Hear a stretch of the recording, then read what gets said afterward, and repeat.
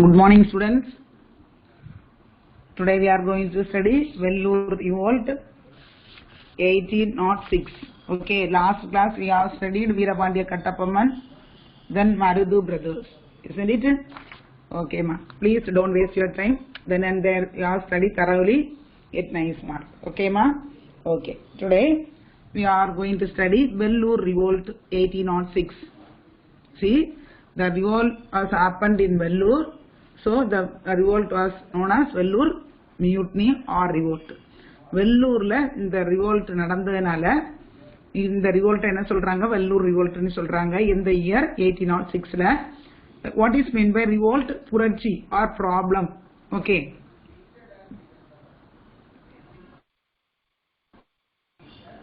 see, before reducing all Palayakaras of South Tamil Nadu into submission, the East India Company had acquired the revenue district of Chellam Tindikkal at the conclusion of the war with Tipu in 1792. Okay, before reducing all the Palayakaras of South Tamil Nadu in the submission of East India Company. Governor Palayakarar சொல்லி தந்திருக்கேன். Palayams one of the area, அதுல ஒரு ஹெட்டா இருக்கிறவங்க தான் பாளையக்காரர் of south Tamil Nadu. South Tamil Nadu means Tirunelveli, அந்த area ஃபுல்லாவே தான், திருநெல்வேலி மதுரை ஏரியா ஃபுல்லாவே தான். இது வந்து 1792ல the revenue district of Chellam Tindikkal at the conclusion of the war with Tipu. புரியுதுங்களா? என்ன செய்தாங்க, திப்புவோடு ஏற்படுத்தப்பட்ட போரின் முடிவுல சேலம் திண்டுக்கல் வருவாய் மாவட்டங்களா பெற்றுக்கொண்டது. புரியுதுங்களா? வருவாய் மாவட்டங்களாக மாற்றப்பட்டது. ஓகே, அடுத்து பார்த்தீங்கன்னா Coimbatore was annexed at the end of Anglo-Mysore War in 1799. 1799ல Anglo-Mysore War நடந்துச்சு. Anglo-Mysore Warனா Anglo means British. ஓகேயா, மைசூர்ல உள்ளவங்களுக்கு வார் நடந்துச்சு. எந்த இயர்? 1799ல. இதுல கோயம்புத்தூரை என்ன செஞ்சிட்டாங்க, அனெக்ஸ் பண்ணிட்டாங்க. In the same year, the Raja of Tanjavur, whose status had been reduced to that of a vassal in 1798, gave up his sovereign rights over that region to the English. Okay, see, in the same time la Raja of Tanjavur அரசர் அவர் என்ன செய்தார்னா, அவரோட உரிமையை ஆங்கிலேயர்களுக்கு விட்டு கொடுத்து அதே ஆண்டு கப்பம் கட்டும் நிலைக்கும் தள்ளப்பட்டார். கப்பம்னா என்னது? டாக்ஸ். புரியுதுங்களா?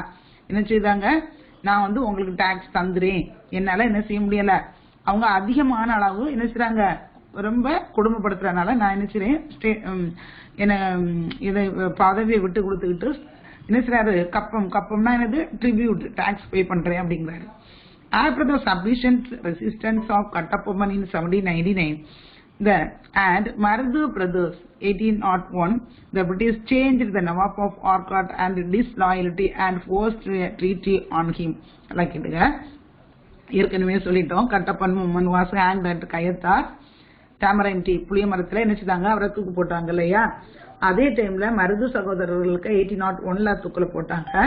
அதுக்கு பிறகு பிரிட்டிஷார் ஆர்காட் நவாப்பை என்ன செய்த, நவாப்பை விசுவாசமற்றவர் என்று குற்றம் சுமத்தி அவர் மீது என்ன செய்தாங்க, கட்டாயப்படுத்தி ஒரு ஒப்பந்தத்தை என்ன செய்தாங்க, திணிச்சாங்க.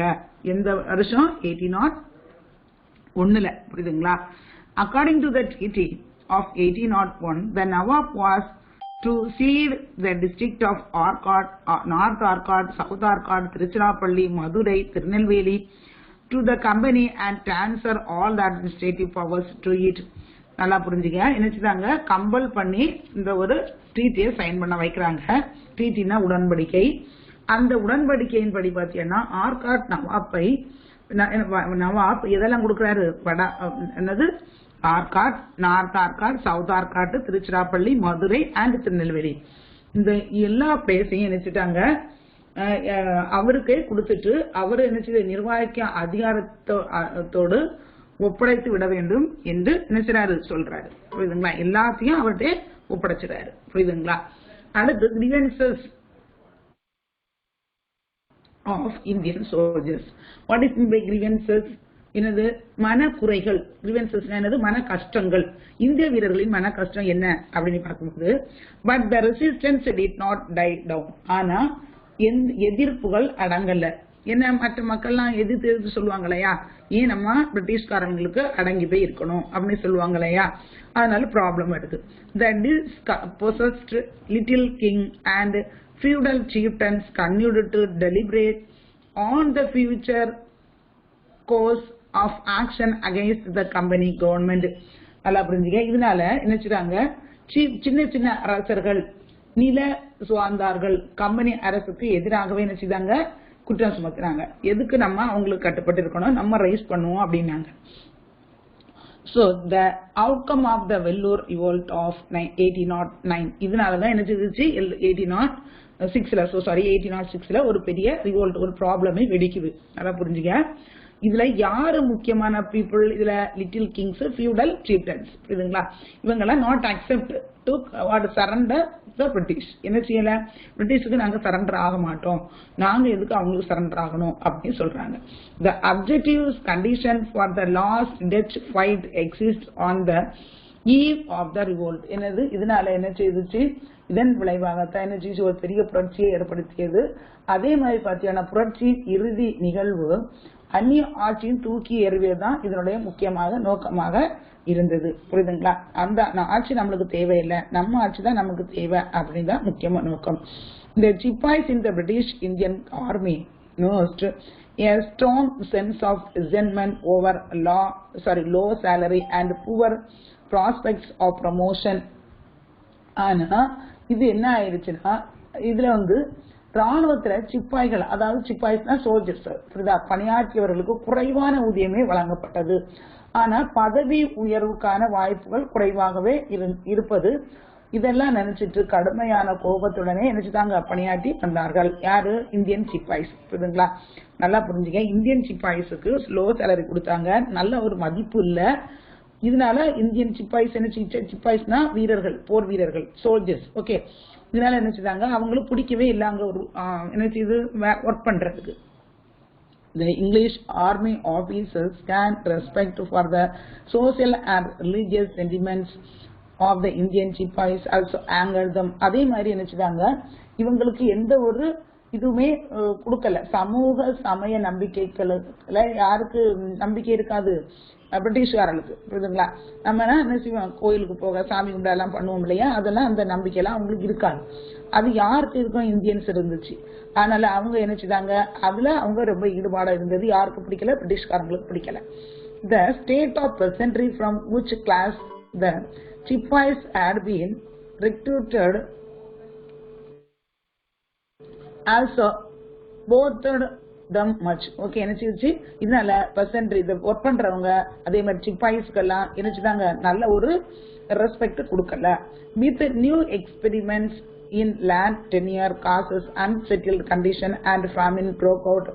In 1805, many of the Chipais families were to dire economic strait. என்ன ஆகுது, அடுத்து பாத்தீங்கன்னா அதே டைம்ல இன்னொரு எக்ஸ்பீரியன்ஸ் அவங்க வருது, அவங்களுக்கு எக்ஸ்பீரியன்ஸ், இன்னொரு அனுபவம் அவங்களுக்கு கிடைக்குது. என்ன அனுபவம்னா, அங்கங்கே என்ன செய்யுது, லேண்ட்ல நல்ல ஒரு வருமானம் கிடைக்கல. பிளஸ் என்னன்னா ஃபேமின், இதனால என்ன செய்யுது, பஞ்சம் ஏற்படுகிறது 1805ல. இதனால சிப்பாய்ஸ் ஃபேமிலிஸ் அங்கங்கே என்ன செய்தாங்க, எக்கனாமிக்கலி பொருளாதார ரீதியாக கஷ்டப்படுறாங்க. The most opportune situation come with the sons and the family members of Tipu being entered in Vellore fort. என்ன ஆகுது, அடுத்து பாத்தீங்கன்னா முக்கியமா இது அடுத்த சிச்சுவேஷன் கம்ஸ் சன், டிப்புடைய சன், அவங்க ஃபேமிலி மெம்பர்ஸ் நினைச்சுதாங்க இதுல என்டர் ஆகுறாங்க. The trigger of the revolt came in the form of new military regulation notified by the commander-in-chief Sir John Cradock. என்னது, அடுத்து பாத்தீங்கன்னா இதுல இவங்களுக்கு இந்த மாதிரி பிரச்சனை வந்துகிட்டே இருந்ததுனால என்ன செய்தாங்க, இந்த புரட்சி ஏற்படுறதுக்கு முக்கிய சக்தியாக அமைந்தது தலைமை தளபதி, அதாவது கமாண்டர் இன் சீஃப் யாரு, சர் ஜான் கிராடாக் வெளியிட்ட புதிய ராணுவ விதி முறை அமைந்தது. புரியுதுங்களா, அடுத்து according to the new regulation The Indian soldiers were asked not to wear caste mark and earrings when in uniform. ஆனா அடுத்து பாத்தீங்கன்னா புதிய விதிமுறைகளை வைக்கிறாங்க. இந்திய வீரர்கள் சீருடையில் அதாவது யூனிஃபார்ம்ல இருக்கும்போது சாதி அடையாளங்களையோ அல்லது காத்துல கம்மல் போடுவாங்களா அதுவும் அணியக்கூடாது என்று கேட்டுக்கொள்ளப்பட்டார்கள்.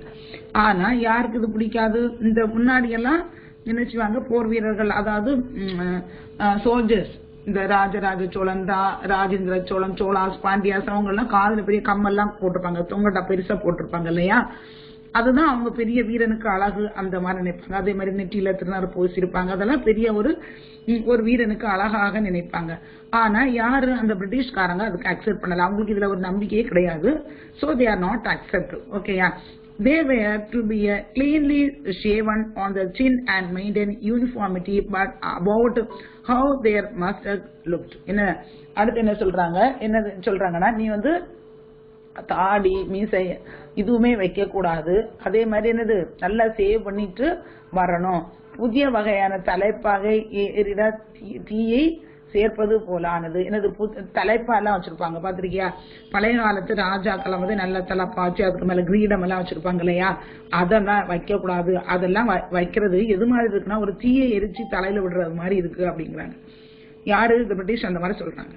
The most objectionable additions was the leather made an animal skin. என்ன சொல்றாங்க? இதெல்லாம் வைக்க கூடாது. தலைப்பா வைக்கும் போது விலங்கு தொழிலான லட்சியமாகும் அப்படின்னு சொல்றாங்க. புரியுதுங்களா? புதிய தலைப்பா அணிவதும் தங்களுக்கு உடன்பாடு இல்லை. நீ யாரு சொல்றா? இந்தியன் சிப்பாய்ஸ் சொல்றாங்க. யாரு? அவங்க சொல்றது இவங்களுக்கு அக்செப்ட் பண்ண மாட்டேங்கிறாங்க. The Chippies gave enough for a warning and refusing to wear new turban. புதிய வகையான டர்பனா தலையில தொப்பி மாதிரி வைக்கிறது யாருக்கு பிடிக்கல? இந்தியன்ஸ்க்கு பிடிக்கல. Yet the company administration did not take heed. அதனால என்ன ஆகுது? கம்பெனி நிர்வாகம் அதாவது எதுவுமே கவனிக்கல. நீ எப்படியாவது இதனா போடக்கூடாது அவ்வளவுதான் அப்படின்னு சொல்லிட்டு பேசாம விட்டுடுச்சு. ஓகேயா? அடுத்து அவுட்ரைக் ஆஃப் த ரிவோல்ட். இப்போ ரிவோல்ட் எப்படி பிரேக் அவுட் ஆகுது, எப்படி வெடிக்கிறது அப்படிங்கறது மாதிரி. ஓகேயா?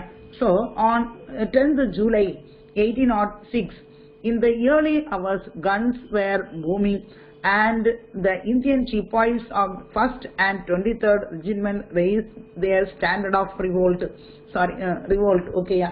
1806ல ஜூலை 10ல காலையிலே நுழைஞ்சது 23 படை வீரர்கள். அதுல சிப்பாய்ஸ் என்ன செய்தாங்க?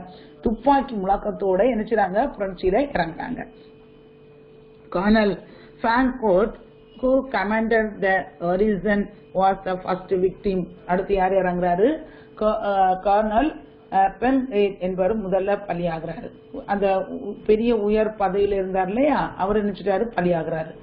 அடுத்து பாத்தீங்கன்னா 23 படைப்பிரிவை சேர்ந்த கர்னல் மீஸ் காரஸ் அடுத்து கொல்லப்படுறாரு. புரியுதுங்களா? Major Armstrongs who were past the 4th year the sound of firing.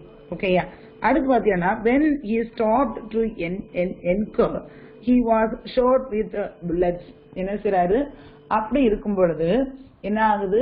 அந்த கோட்டையை கடந்து சென்று கொண்டிருக்கும் போது மேஜர் ஆர்ம்ஸ்ட்ராங் துப்பாக்கிகளின் முழக்கத்தை கேட்டார். அதில் என்ன செய்தாரு? அந்த சூழலை விசாரித்தறிய அவரது உடல் தோட்டாக்கள் துளைக்கப்பட்டது. என்ன செய்யுது? அந்த அப்படி சொல்லிட்டு இருக்கும்போது என்ன செய்யுது? அந்த தோட்டாக்கள் அவரை என்ன செய்துச்சு? கொன்னுடுச்சு. About a dozen of other officers were killed. அப்படி இருக்கும்போது நிறைய ஆபீசர்ஸ் என்ன செய்றாங்க? அதுல இறந்து போறாங்க. அத 1 மணி நேரத்துக்குள்ள கொல்லப்படுறாங்க. அவர்கள யாருன்னா when our are also so among the Lieutenant Ellie and Lieutenant Pompom belonged to his Majesty Palestine. என்னாகுது? அப்படி இருக்கும் பொழுது அவர்கள லெப்டினன்ட் எல்லியும் லெப்டினன்ட் பாம்ஹாம் பிரிட்டிஷ் மன்னரின் படைப்பிரிவில சேர்ந்தவங்க. புரியுதுங்களா? இப்ப என்ன செய்யும்? அவங்களுக்கு ரொம்ப கோவம் வரும் இல்லையா? அவங்களோட ஆட்களை ரொம்ப நிறைய பேர் கொண்டு என்ன செய்வோம்? அவங்க ரொம்ப டென்ஷன் ஆயிடுவாங்க. இன்னும் நினைச்சுவாங்க ரொம்ப வெறித்தனமா நம்ம இந்தியன்ஸ தாக்குவாங்க இல்லையா? அடுத்து பாத்தீங்கன்னா ஜில்லஸ் பின்ஸ் ஜில்லஸ்டின் பிரிட்டாரிட்டி புரியுதுங்களா? அப்படின்னா ஜில்லஸ்பியின் பெரிய கொடுங்கோலாண்மை எப்படி இருந்துச்சு? மேஜர் கோட்டி who was outside the fort informed Colonel Gillespie, the cavalry commander in Arcot. கோட்டை வெளியே இந்த மேஜர் அது யாரு? ஆர்காட்ல குதிரைப்படை தளபதியாக இருந்தவர் கர்னல் ஜில்லஸ்பியின் தகவல் கொடுக்கிறாரு. ஓகேயா? அடுத்து பாத்தீங்கன்னா Gillespie reached the fort along the sergeant of cavalry under the command of Captain Young at 9 AM. 9 o'clock என்ன ரீச் ஆயிடுறாரு. எங்க 9 மணி அளவுல என்ன கர்னல் ஜில்லஸ்பி கோட்டையில வந்தடைகிறாரு. In the meantime, the rebels proclaimed further either Tipu eldest son as their new ruler and hoisted the tiger flag of Mysore Sultan in the fort. அப்படி இருக்கும் பொழுது எனது ஃபதே ஹைதர் டிப்பு சுல்தான் எல்டஸ்ட் சன் புரியுதுங்களா? என்ன செய்றாரு? as their new ruler சேர்ந்து என்ன செய்றாங்க? அவருடைய புலி உள்ள ஒரு பிளாக் அதை என்ன செய்றாங்க? மைசூர்ல சுல்தான் கோட்டையில என்ன செய்றாங்க? ஹாய்ஸ்ட் பண்றாங்க. பிளாக் என்ன செய்றாங்க? ஹாய்ஸ்ட் பண்றாங்க. But the pressing the swiftly crushed Colonel Gillespie, who through to wins all war ethics, என்ன செய்றாங்க? அவங்க என்ன செய்றாங்க? அந்த அந்த சமய புலி அந்த போர் விதிமுறைகள் எதையும் பொருட்படுத்தாத ஜில்லஸ்பி வீரர்கள் புரட்சியின் வன்மையாக ஒடுக்கப்படுகின்றார்கள். ரொம்ப ரொம்ப அவங்கள கிரஷ் பண்றாங்க. In the course of suppression, according to the eyewitness account, 800 soldiers were found dead in the fort alone. அப்படி இருக்கும்போது நேர்ல கண்ட ஒரு வாக்குமூலப்படி கோட்டையின் மட்டும் எத்தனை 800 வீரர்களை பிணமாக கிடந்ததாக பதிவு செய்யப்படுகிறது. புரியுதுங்களா? ஒருத்தர் சொல்றான் இந்த மாதிரி 800 சோல்ஜர்ஸ் பிணமாக இருந்தாங்கன்னு சொல்றான். திருச்சிராப்பள்ளியிலும் அதே டைம்ல 600 soldiers were kept in confinement in Tiruchirappalli and Vellore awaiting enquiry. So இதனால என்ன ஆகுது? திருச்சிராப்பள்ளியிலும் வேலூர்லயும் 600 வீரர்களை 600 soldiers விசாரணை எதிர்நோக்கி சிறையில அடைக்கப்படுறாங்க. விசாரணை செய்வதற்காக அவங்களை என்ன செய்றாங்க? சிறையில அடைக்கிறாங்க. புரியுதுங்களா? அடுத்து பாத்தீங்கன்னா consequence of revolt. Okay, consequence of the revolt. What is my consequences? அதனுடைய விளைவுகள் என்ன? இந்த மாதிரி ஓடிட்டே இருக்கு. இதனுடைய விளைவுகள் என்ன அப்படின்னு பார்க்கும்போது 6 of the rebels convicted by the court of inquiry were blown from the guns. 5 were shot dead, 8 hanged. ஓகேயா? புரியுதா? இதனுடைய நீதிமன்ற விசாரணைக்கு பிறகு குற்றவாளிகள் நினைச்சாங்க நிரூபிக்கப்பட்ட 6 நபர்கள் நினைச்சாங்க பீரங்கில கட்டிய நிலையில் சுடப்படும். அதே மாதிரி 5 நபர்கள் துப்பாக்கியால் சுடப்படும். 8 நபர்கள் நினைச்சாங்க தூக்கிலிடப்பட்டு கொல்லப்படுறாங்க. புரியுதுங்களா? ஓகேயா? சோ அடுத்து பாத்தீங்கன்னா the officers and men engaged in the suppression of the revolt were rewarded with prize money and promotion. அந்த ஆபீசர்ஸ்களுக்கு அந்த என்கேஜ் யாரெல்லாம் வார்ல ஈடுபட்டு நல்ல வார் பண்றவங்களுக்கு என்ன ரிவார்டட் பிரைஸ் மணி ப்ரொமோஷன் எல்லாமே கொடுக்கறாங்க. Colonel Gillespie was given 700 pagodas. கில்லஸ்பிக்கு எவ்வளவு கொடுத்தாங்க? 700 pagodas கொடுத்தாங்க. Gillespie however the commander in chief Sir John Craddock, the adjutant general Agnew and the general William Pending were held responsible for the revolt. ஆனா அதுல மீதி மற்ற வீரர்களும் அதை நினைச்சுதாங்க அக்னியூ அதே மாதிரி லார்ட் வில்லியம் பெண்டிங் இவங்களாம் ரெஸ்பான்சிபிள் பீப்புளா தான் இருந்தாங்க. responsible for the revolt removed from their office and recalled to England. ரெஸ்பான்சிபிளா இருந்த போதிலும் கூட அவங்கள நினைச்சிட்டாங்க பதவியில இருந்து விலக்கிட்டாங்க. அதே மாதிரி எங்க கூப்பிட்டுட்டாங்க? பிரிட்டிஷ்கே கூப்பிட்டுட்டாங்க மறுபடியும். The military regulations were treated as withdrawn. புதிய ராணுவ முறைகளை நினைச்சுதாங்க திருப்பி பெறப்பட்டது. புரியுதுங்களா? அடுத்து பாத்தீங்கன்னா எஸ்டிமேட் ஆஃப் த ரிவோல்ட். கவனி, the Vellore revolt failed. Okay, yeah, the Vellore revolt failed because there was no immediate help from outside. என்ன செய்யுது, எந்த ஒரு உதவியும் கிடைக்காத காரணத்தால வெள்ளூர் என்னது revolt completely failure ஆயிடுச்சு. Recent studies show that the organizing part of the revolt was done perfectly by Sabzizar Sheikh Adam and Sheikh Hamid and Jamdar Sheikh Hussain of the 2nd Battalion, 23rd Regiment and 2 Sabzizar and the Samizda Sheikh Azim of the 1st Battalion of the 1st Regiment. Okay, yeah. ஆனா இதுல என்ன ஆயிடுச்சுன்னா, இந்த புரட்சி ஏற்பாடுகளை 23 படை வீரர்களின் 2வது பட்டாளம் சேர்ந்த சுபேதார்கள் ஷேக் ஆடமும் ஷேக் அமீதும் ஜமீன்தார் ஷேக் ஹுசனும் 1st படைப்பிரிவில் இருந்த 1st பட்டாளத்தை சேர்ந்த 2 சுபேதார்களும் ஜமீன்தார் ஷேக் அசீம் இவங்க சிறப்பாக செய்திருந்ததாக தெரிகிறது. புரியுதுங்களா? இவங்கெல்லாம் நல்ல என்னது ரிவால்வ் பண்ணாங்க, நல்ல போர் பண்ணாங்கிறது வெளிப்படையா தெரிஞ்சிருச்சு. The Vellore revolt had all the forbearing of the Great Rebellion of 1857. ஆனா அடுத்து 1857ல ஒரு பெரிய ரிவோல்ட் வருது, ஒரு பெரிய புரட்சி வருது. அந்த ரிவோல்ட்டுக்கு எது காரணமாக இருந்தது? வெள்ளூர் ரிவோல்ட். புரியுதுங்களா? 1857ல நல்லா புரிஞ்சுங்க, 1857ல ஒரு பெரிய ரிவோல்ட் வருது. அந்த ரிவோல்ட் வர்றதுக்கு எந்த ரிவோல்ட் காரணமா இருந்துச்சு? வெள்ளூர் ரிவோல்ட். புரியுதுங்களா? The only difference was there was no civil rebellion following the mutiny. 1806 revolt was not conformed to the Vellore revolt. ஆனா 18 revolt வந்து வெள்ளூர் கோட்டையில் முடிந்து விடவில்லை. புரியுதுங்களா? மற்ற பிளேஸ்கள்லயும் அது தொடர்ந்து வந்துகிட்டே இருந்துச்சு. எங்கெல்லாம்னா Bellary, Wazirabad, Hyderabad, Bengaluru, Nandidurg and last one Nandidurgam and சதுர சங்கிரி துர்க்கம். ஓகேயா? இந்த பிளேஸ்களையும் என்ன செய்யுச்சு? இந்த ரிவோல்ட் பரவலாக இருந்து கொண்டே இருந்தது. ஓகேமா? The next lesson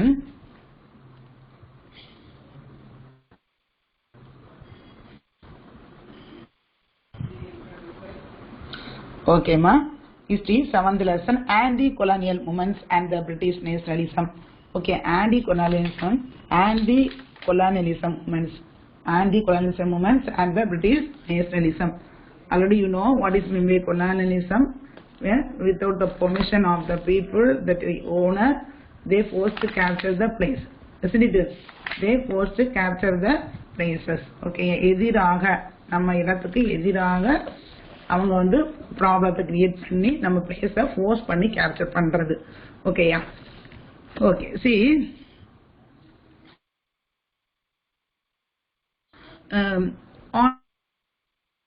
on 23rd June 1757, the Nawab of Bengal, Rajudollah, was defeated by the East India Company at the Battle of Plassey. Battle of Plassey. Plasseyங்கிறது ஒரு பிளேஸ். ஓகேமா? இந்த பிளேஸ்ல ஒரு பேட்டில்னா என்னது? ஒரு வார். ஓகேயா? வார் நடந்துச்சு. புரியுதுங்களா? ஒரு பெரிய வார் நடந்துச்சு பிளாசில. அதனாலதான் அந்த வார் என்ன சொல்றாங்க? பேட்டில் ஆஃப் பிளாசின்னு சொல்றாங்க. பிளாசி போர்னு சொல்லுவாங்க. ஓகேயா? இது 23rd ஜூன்ல 1757ல நவாப் ஆஃப் பெங்கால்ல வெஸ்ட் பெங்கால் இருக்கு இல்லையா, அந்த நவாப்னா கிங். ஓகேயா? சிராஜுதௌலா வந்து ரூலரா இருக்காரு. அவரை யாரு டிஃபீட் பண்ணா? ஈஸ்ட் இந்தியா கம்பெனிக்காரன் என்ன செய்துட்டான்? டிஃபீட் பண்ணிட்டான். எந்த இடத்துல? பிளாசில. So the war is called as Battle of Plassey. The battle was orchestrated by Robert Clive, Commander-in-Chief of the East India Company, who managed to get clandestine support from Mir Jafar, the uncle of Rajudollah, and the chief of the Nawab's army. நல்லா கேட்டுங்க. இப்போ இதுக்கு வந்து இவரை வந்து அடிபணியா வச்சதுக்கு முக்கிய காரணம் யாருன்னா Robert Clive. who was Robert Clive? The Commander-in-Chief of the East India Company. புரியுதுங்களா? ஈஸ்ட் இந்தியா கம்பெனி படையினுடைய தளபதியாக இருந்தவர். அவருக்கு சப்போர்ட்டா இருந்தது யாருன்னா மிர் ஜாஃபர் யாரு அப்படின்னா அங்கிள் ஆஃப் ராஜுதௌலா, ராஜுதௌலாவுடைய அங்கிள். இவர் யாருக்கு சப்போர்ட்? ராபர்ட் கிளைவுக்கு சப்போர்ட். ஓகேயா? Clive was helped by the Jagat Sets. Okay, Clive was helped by the Jagat Sets, who were arranged by Rajudolah's policy. Clive helped Jagat. Jagat வந்து money lenders from Bengal. Money lenders from Bengal. வங்காளத்துல வட்டிக்கு கொடுத்து பணம் வாங்குபவர் தான் ஜெகத் சேத். இவருக்கு யாரு கிளைவ் உதவி செய்யறாரு. கிளைவ் உதவி செய்த உடனே அவரு யாரு அப்போனா உதவி செய்த உடனே அவன் யாருக்கு தான் சப்போர்ட் பண்ணுவான்? பிரிட்டிஷ்காரங்களுக்கு தான் சப்போர்ட் பண்ணுவான். யாருக்கு எதிராக? ஷாஜுத்தாலாவுக்கு எதிராட்டு. ஓகேயா? Between 1757 and 1760, the company received rupees 22.5 million from Mir Jafar, who became the new Nawab of Bengal. நல்லா கேட்டுங்க. 1757ல இருந்து 60 வரைக்கும் அந்த இடைப்பட்ட காலத்துல என்ன செய்றாங்க? எவ்வளவு தொகை? rupees 22.5 million. புரியுதுங்களா? இவ்வளவு மணிய லஞ்சமா கொடுத்து என்ன செஞ்சிருக்காங்க? அவ்வளவு ரூபாய் யாருக்கு லஞ்சமா கொடுத்து மிர் ஜாஃபர் கிழக்கு இந்திய கம்பெனில பதவிக்கு வந்துடணும் அப்படின்னு சொல்லிட்டு நினைச்சாரு, கேட்கிறாரு. So the same money was later invested to propel the industrial revolution in the Britain, which rapidly mechanized the British textile industry. புரியுதுங்களா? அதனால அதுக்கு பிறகு இந்த தொகை பின்னர் ஆங்கிலேயர்களின் ஜவுளித்துறை, அதாவது டெக்ஸ்டைல்ஸ், அதுக்கு வரதுக்கு பிரிட்டன் தொழில் புரட்சிக்கு பயன்படுத்தப்பட்டது. புரியுதுங்களா? அடுத்து பாத்தீங்கன்னா, on the other hand, India was led to the path of industrialization and forced to create a market for the products manufactured in Britain. So இப்படி இருக்கும் பொழுது என்ன ஆகுது? India was led by path of deindustrialization. என்னாச்சு? தொழில்கள் முடக்கம், British தயாரிக்கப்பட்ட பொருட்களை சந்தையில இந்தியாவில உருவாக்க வழிவகுத்தது. நல்லா கேட்டுங்க. இப்ப வந்து பிரிட்டிஷ்காரங்க உற்பத்தி செய்யப்பட்ட பொருளை எங்க கொண்டு சேல்ஸ் பண்ணணும்னு நினைக்கிறாங்க? இந்தியாவில கொண்டு சேல்ஸ் பண்ணணும்னு நினைக்கிறாங்க. அப்புறம் இந்தியாவில ப்ரொடியூஸ் பண்ண பொருள் என்ன ஆகும்? சேல்ஸ் ஆகும். அப்ப யாருக்கு பிரச்சனை வருது? இந்தியனுடைய ஃபார்மர்ஸ்களுக்கும் பிசினஸ் பீப்புளுக்கும். இதனால என்ன வாழ்வாதாரம், உங்களுடைய வாழ்வாதாரம் என்ன செய்யுது? பாதிக்குது. The blunder of East India by East India Company continued for another 190 years. இந்த ப்ராப்ளம் மறுபடியும் இவ்வளவு வருஷம் ஓடிட்டு இருக்கு. 190 இயர்ஸா இந்த ப்ராப்ளம் ஓடிக்கிட்டே இருக்குது. சோ அடுத்து பாத்தீங்கன்னா இந்த லெசன்ல story of resistance land the varied range of responsible against the British rule in the Indian subcontinent from the early mid 19th century to the early 20th century. ஓகேயா? ஆனா இந்த இந்திய துணை கண்டம் 19ஆம் நூற்றாண்டுல தொடக்கத்திலையும் கூட, மத்தியிலும் சரி 20ஆம் நூற்றாண்டு தொடக்கத்திலையும் சரி, அதே மாதிரி ஆங்கில ஆட்சிக்கு எதிராக பல போராட்டங்களை செய்துட்டே வந்தாங்க. ஓகேயா? அடுத்து இந்த போராட்டம் என்னென்ன போராட்டங்கள்லாம் நடந்துச்சு அப்படிங்கும்போது, peasants and the rebellion resistance. பெர்சன்ஸ்னா விவசாயிகள், சரிங்களா? ட்ரைபல்ஸ்னா பழங்குடியினர்கள், அதாவது மோஸ்ட்லி அவங்க அன்எஜுகேட்டடா இருப்பாங்க. பழங்குடியினத்தவர்களாக மோஸ்ட்லி நம்ம வந்து அவங்க வந்து நாட் செட்டில்டு ஒன் பிளேஸ், ஒரே இடத்துல செட்டில் ஆக மாட்டாங்க. அங்கங்க மலை பிரதேசம் அங்கங்க என்ன செய்வாங்க? போய் வாழ்ந்துகிட்டே இருப்பாங்க. எந்த ஒரு மணி அவங்ககிட்ட அதிகமா இருக்காது. ஓகேயா? while the urban elite of India was busy responding to the Western ideas and rationality by engaging a various socio-religious reform movement, far more aggressive responsible to the British rule emerged in rural India. இதனால என்ன ஆகுது? சமய சமூக சீர்திருத்த இயக்கங்கள் ஈடுபட்டு மேற்கிந்திய நவீன கருத்துக்கள் மற்றும் பகுத்தறிவு, ராஷனலிசம்னா என்னது? பகுத்தறிவு. வெஸ்டர்ன் ஐடியாஸ், வெஸ்டர்னா மேற்கிந்திய ஐடியாக்கள், ராஷனலிசம் பகுத்தறிவு, இது எல்லாமே எங்க வருது? இந்தியாவுக்கு கொஞ்சம் கொஞ்சமா வந்துட்டே இருக்குது. ஆனா இதுல வந்து இது யாருக்கு பிடிக்காது? ட்ரைபல் பீப்புளுக்கோ பர்சன்ஸுக்குமோ பிடிக்காது. ஓகேயா?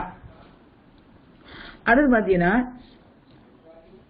the traditional elite and the peasants along with the rebels revolted. இது யாரு எதிர்த்து போராடுறா? ட்ரைபல்ஸும் அதே மாதிரி யாரு?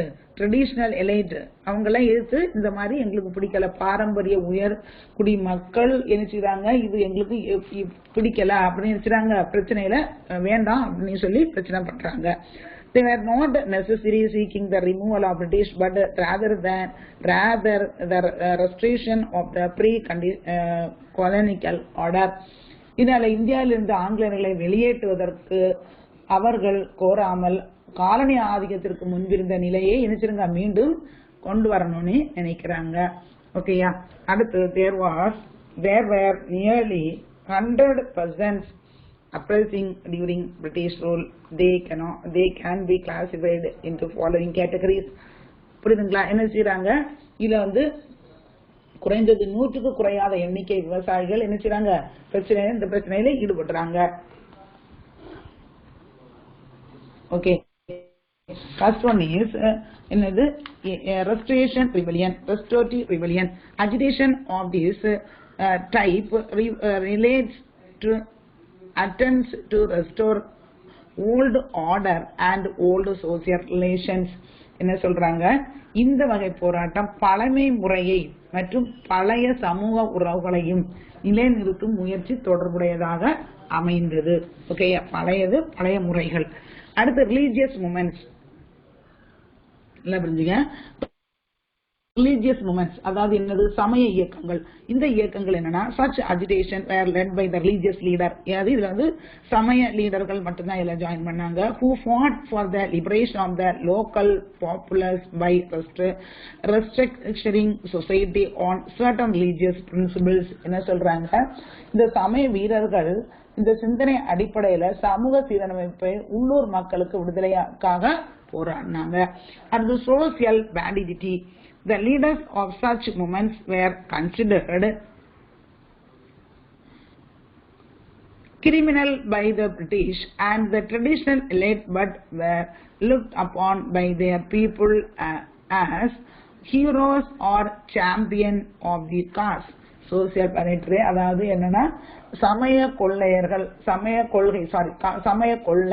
கொள்கை இந்த தலைவர்கள் என்ன செய்றாங்கன்னா, உயர்குடியில அதாவது என்னது, உயர்குடியில குற்றவாளிகளாக கருதப்படாது. யாருனாலும் ஒரு தப்பு பண்ணா அவன் வந்து குற்றவாளி தான்.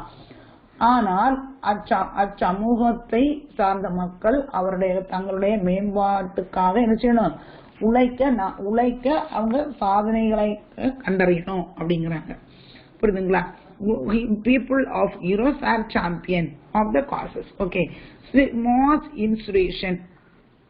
See, usually leaderless and spontaneous uprising. என்னது, மக்களுடைய கிளர்ச்சி. பொதுவாக இவை தலைவர்கள் இல்லாமலே திடீரென எழக்கூடிய கிளர்ச்சிகள், பிரச்சனைகள். ஓகே, தலைவர்கள் இருக்க மாட்டாங்க, மொத்த குரூப் ஆஃப் த பீப்புள் போய் ப்ராப்ளத்தை கிரியேட் பண்றது. ஓகேயா. அடுத்து பாத்தீங்கன்னா, changes in the revenue system. East India Company restricted the Mughal revenue system across India in such manner that it increased the financial burden on the peasants. அப்படி இருக்கும்போது என்ன செய்றாங்க, வருவாய் முறையில என்ன மாற்றங்கள் செய்றாங்க அப்படின்னு பார்த்தா, இந்தியாவில் முழுவதும் செயல்பட்டு இருந்தது முகல்ஸ். அவங்க வந்து ஒரு எப்படி ரெவன்யூ கலெக்ட் பண்ணணும்னு வச்சிருந்தாங்க. இதை என்ன செஞ்சாங்க, இந்த கம்பெனி மறுசீரமைத்து விவசாயிகளுக்கு நிதி சுமையை இன்னும் நினைச்சுதாங்க அதிக அளவு கொடுத்துட்டே இருந்தாங்க. There was no widespread system of private ownership of the land in pre-British India. இதனால என்ன செய்துச்சு, இந்தியா முழுவதுமே இந்தியாவின் தனி சொத்துரிமை பற்றிய எந்த விரிவான திட்டமும் நடைமுறைப்படுத்த இல்லை. சப்லெட்டிங் ஆஃப் லேண்ட். ஓகே, நிலத்தை குத்தகைக்கு விடுவது. ஓகேயா, நிலத்தை கீழ் குத்தகைக்கு விடுறது. ஓகேயா. See, the practice of letting out and subletting of land completed the agrarian relations. நிலத்தை குத்தகை விடுவது அதாவது என்னது, குத்தகைக்கு கீழ் குத்தகைக்கு விடுவது விவசாயிகளுடைய அவங்க மற்ற ரிலேஷன்ஷிப் என்ன செய்யுது, ரொம்ப சிக்கலான ப்ராப்ளமாக இருக்குது. The Zamindars often sublet land to many subordinate lords who in return collected a fixed amount of revenue from the peasants. என்ன செய்றாங்க, இந்த மாதிரி ஆகும்போது ஜமீன்தார்கள் தன்னிடம் இருந்த நிலத்தை பெரும்பாலும் செய்றாங்க, தன்னை சார்ந்து இருக்கக்கூடிய லேண்ட் லார்ட்ஸ்களுக்கு குத்தகைக்கு விடுறாங்க இல்லையா. ஓகேயா. See, the increased the tax burden on the peasants. இதனால என்ன செய்யுது, விவசாயிகள் மீதான வரி சுமை அதிகரித்து கொண்டே இருக்குது. புரியுதுங்களா? peasant suppressing என்ன அடுத்தது விவசாயிகளுடைய கிளர்ச்சி எப்படி இருக்கு அப்படி பாத்தீங்கன்னா peasants revolt began to erupt in the early 19th century and continued till very end of the British rule in India. அந்த இது வந்து 19th centuryல இருந்தே என்ன செய்யுச்சு, இந்த பெசன்ஸுக்கு ப்ராப்ளம் உருவாகி பிரிட்டிஷ் ரூல் முடிய நினைக்க இந்த ப்ராப்ளம் ஓடிட்டே தான் இருக்குது. Okay, Faraizi moment. ஓகே, அடுத்து என்னதுன்னா ஃபராசி மூமெண்ட், அதாவது ஃபராசி இயக்கம். மூமெண்ட்னா இயக்கம். Faraizi movement launch by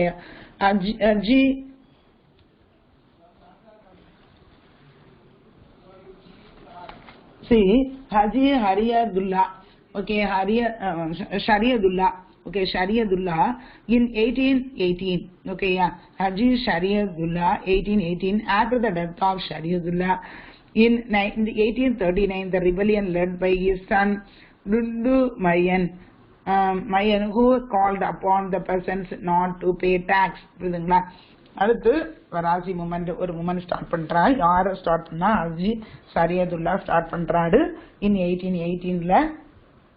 After the death of Shariatullah in 1839, அவர் இறந்த பிறகு the rebellion led by அவருடைய சன்ன யாரு டு மயன்ங்கிறவரு அதை கொண்டுட்டு வராரு. அவர் என்ன செய்ய, peasants not to pay the tax, peasants என்ன செய்ய வேண்டாம், வரி செலுத்த வேண்டாம் அப்படின்னு என்ன செய்யறாரு, விவசாயிட்ட சொல்றாரு. Okay, it gained popularity on the simple doctrine that that land and all wealth should be equally enjoyed by the common folk. அவர் என்ன செய்றாரு, வரி கொடுக்கண்டா, அது அதே மாதிரி பொது மக்கள் நிலத்தையும் கவனித்து வளத்தையும் சரிசமமாக எல்லாருமே காமனா அனுபவிக்கலாம், எல்லாரும் என்ன செய்யலாம், சரிசமமாக அனுபவிக்கலாம் அப்படின்னு சொல்றாரு. இது வந்து எல்லாருக்கும் தெரியும், ரொம்ப பிரபலமாயிடுச்சு. இவரு நல்ல கொள்கையை பண்றாரு அப்படின்னு எல்லாருக்கும் தெரியுது. Dundumayan laid emphasis on the agrarian nature of religion and declared that land belonged to God and collecting rent or levying taxes on it was therefore against divine law. புரியுதுங்களா? அவர் என்ன சொல்றாருன்னா, எளிய முறையில என்ன செய்றாரு, இத வந்து அந்த கொள்கை வெளியிட்டா கூட அது வந்து என்னது, ஏன்னா டாக்ஸே பே பண்ணாண்டாங்கச்சு மக்களுக்கு வெரி ஹாப்பி இசனிட்டு. ஸோ சமத்துவ இயல்பான மத குறித்து நிறுத்திய இவருடைய நில கொள்கை வந்து எல்லாருக்கும் ரொம்ப பிடிச்சிருச்சு. அவர் என்ன சொல்றாரு, என் நிலம் கடவுளுக்கு சொந்தமானது சொல்லி அறிவிக்கிறாரு. இது வந்து கடவுளுக்கு சொந்தமானது, அதனால வாடகை வசூலிப்பது, அதே மாதிரி வரி வசூலிப்பது, அதே மாதிரி இறை சட்டத்துக்கு எதிரான இதெல்லாம் தேவையே இல்லை அப்படிங்கிறாரு. புரியுதுங்களா? கடவுள் அந்த நிலம் வந்து யாருடையது, நிலம் வந்து கடவுளுடையது. நீ வந்து என்ன செய்யக்கூடாது, லேண்ட்ல டாக்ஸ் கலெக்ட் பண்ணவோ இல்ல அவங்கள ரொம்ப கொடுமைப்படுத்தவோ செய்யக்கூடாதுங்கிறாரு. Large number of persons were mobilised through the network of village organisation. இதனால என்ன ஆகுது, கிராம அமைப்புகளின் கட்டமைப்பு மூலம் பெரும் எண்ணிக்கையான விவசாயிகள் ஒன்று திரட்டப்பட்டார்கள். புரியுதுங்களா? இதனால என்ன ஆகுது, after the death of Dundumayan in 1862 there was revived in the 1870s by Newman. என்ன ஆகுது, ஆனா அதுக்கு பிறகு 1862க்கு அவர் இறந்து போறாரு. அதுக்கு பிறகு 1870ல நோமியன் என்பவரால் இந்த இயக்கம் மீண்டும் உயிர் பெற்றது. புரியுதுங்களா? அடுத்து வாகாபி rebellion in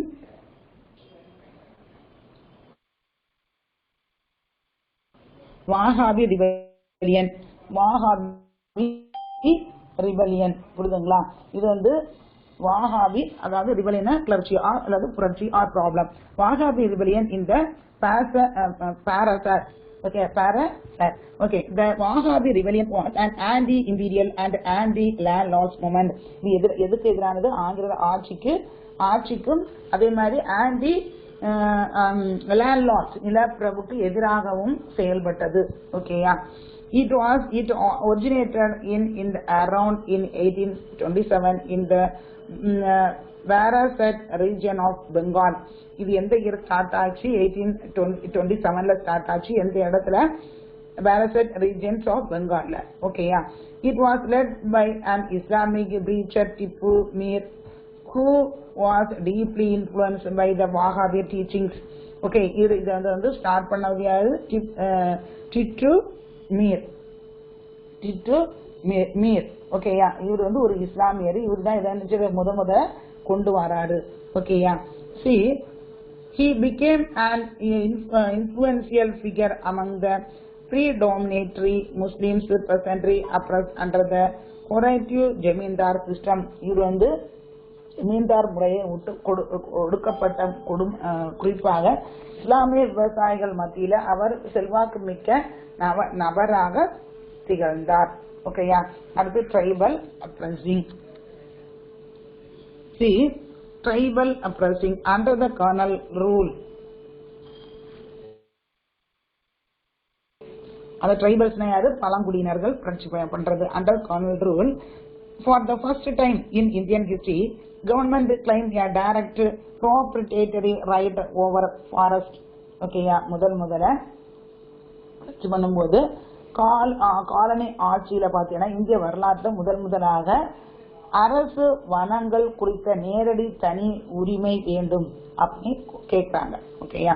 The British rule and its encouragement of commercialization of forests led by the disintegration of traditional tribal system.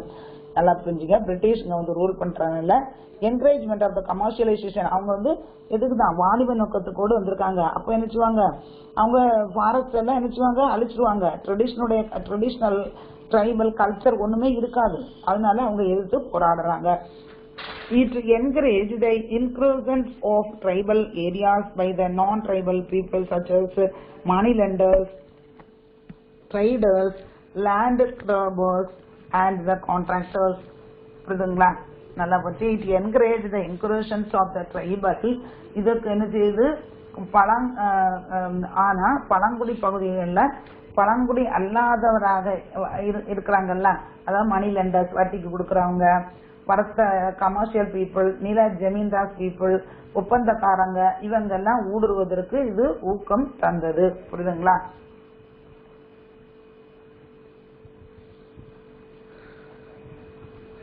Okay, see, this led to the widespread loss of Adivasi land and their displacement from their traditional habitants.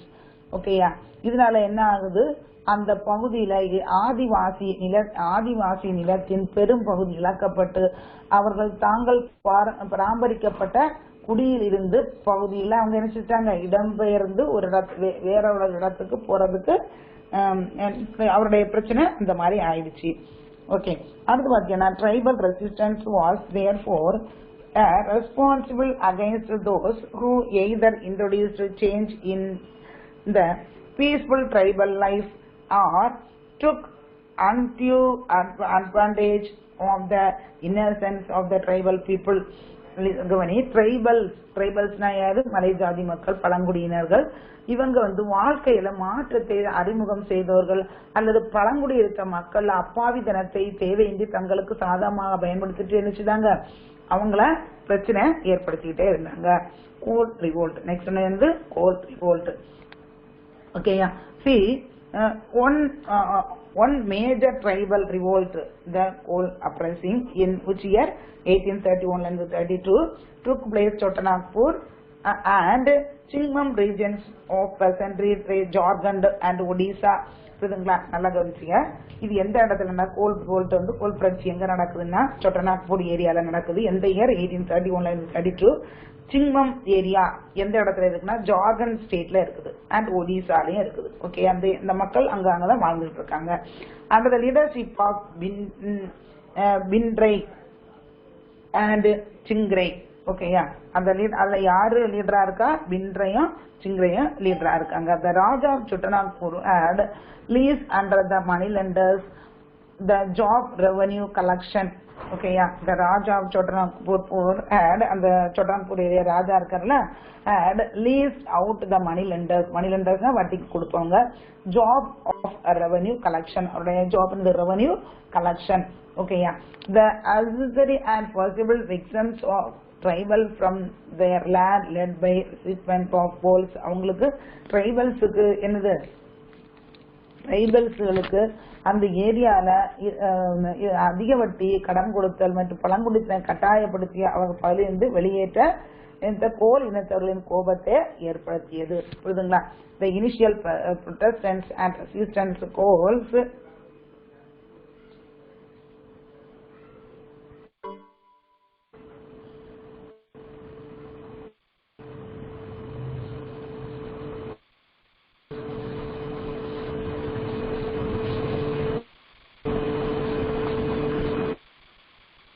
okay.